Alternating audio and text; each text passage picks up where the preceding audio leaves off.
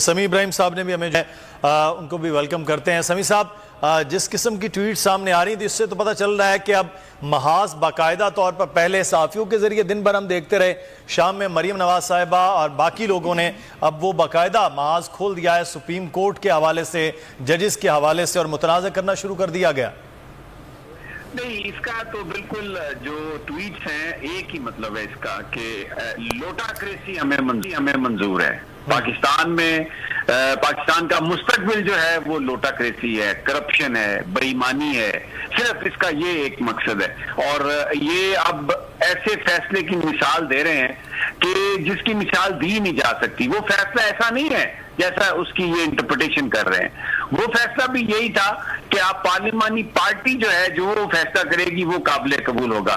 तो यहाँ पर भी पार्लिमानी पार्टी है, लेकिन ये जो ट्वीट्स किए हैं इन्होंने, ये ट्वीट्स इसलिए किए हैं कि इनको सिर्फ अपनी मर्जी के फैसले चाहिए। ये वही बेंच है जिसने वो फैसला किया था और अब ये वो फैसला उसी चीज की वो इंटरप्रिटेशन कर रहा है। और उन्होंने आज कहा, अली जफर साहब मौजूद हैं यहाँ पर आपके साथ, कि हमें वो बता दें कि जिसका आपने रेफरेंस दिया हमारे फैसले का, तो हमें बता दें, हम भी वो जाएं। और इसीलिए सोमवार को डिप्टी स्पीकर को कहा कि आए आप सुप्रीम कोर्ट में और तमाम अपना वो रिकॉर्ड लेके आए।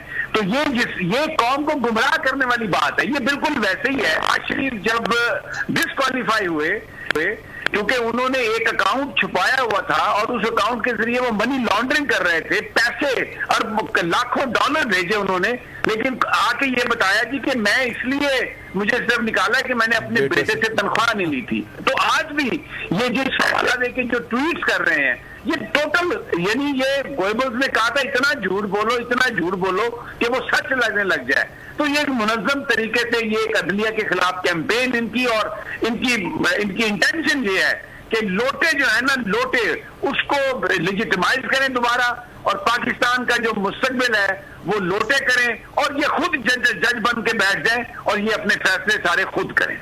सही, बहुत शुक्रिया आपका समी इब्राहिम साहब। और मैं अब चाहूंगी जमील के पास जाया जाए। जमील, आपको लगता है कि ये जो अभी